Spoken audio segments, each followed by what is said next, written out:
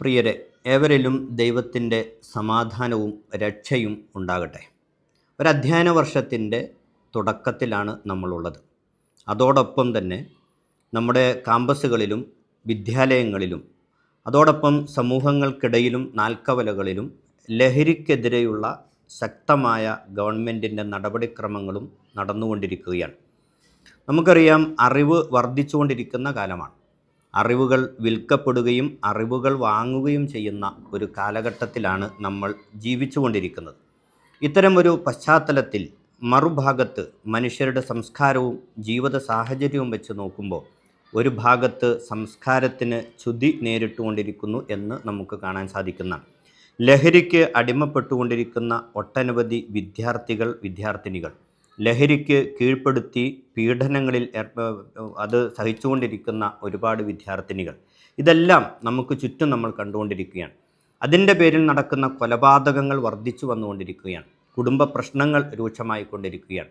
നമ്മൾ ചിന്തിക്കേണ്ടത്, എന്തേ ഈ അറിവുകൾ വർദ്ധിക്കുമ്പോൾ മനുഷ്യർക്ക് തിരിച്ചറിവ് നഷ്ടപ്പെടുന്നത് എന്തുകൊണ്ട് എന്ന ഒരു ചിന്ത നമുക്കുണ്ടാവേണ്ടതുണ്ട്. ഓർത്തു പോകുന്നത് ഒരു കഥയാണ്.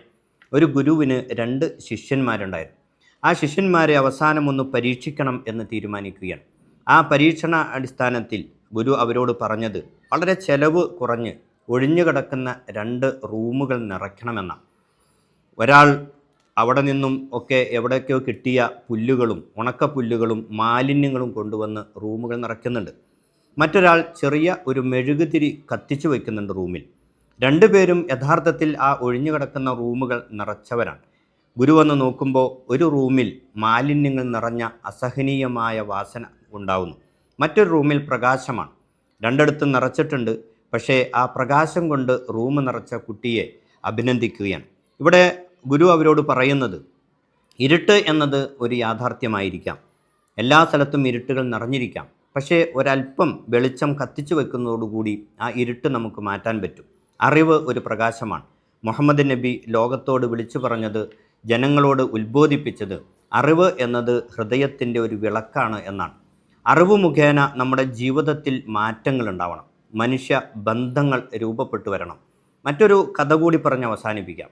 ഒരു ഗുരുകുല വിദ്യാഭ്യാസം കഴിഞ്ഞ് വിദ്യ പൂർത്തീകരിച്ച് മടങ്ങിപ്പോകുന്ന 2 ശിഷ്യന്മാർ, അവർ യാത്ര പറഞ്ഞ് പോയിക്കൊണ്ടിരിക്കുമ്പോൾ അവരെ ഒന്ന് പരീക്ഷിക്കാമെന്ന് ഗുരു തീരുമാനിക്കുകയാണ്. അവരുടെ നടവഴിയിൽ എവിടെയോ വെച്ച് അവർക്ക് തടസ്സമായി ഒരു മരം വീണ് കിടക്കുന്നു.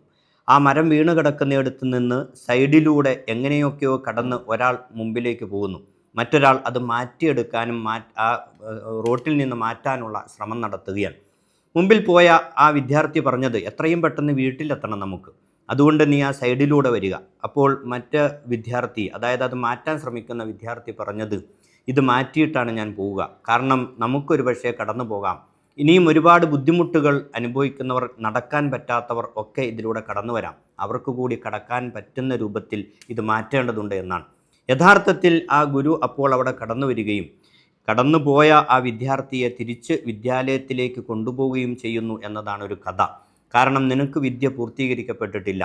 മനുഷ്യ സ്നേഹത്തിൻ്റെയും മനുഷ്യരോടുള്ള ബന്ധങ്ങളും ധാർമ്മികമായ ജീവിതവും പുലർത്തുന്നവർക്കാണ് അറിവ് പര്യാപ്തമാകുന്നത് എന്നാണ് ഗുരു അവിടെ പഠിപ്പിച്ചു കൊടുക്കുന്നത്.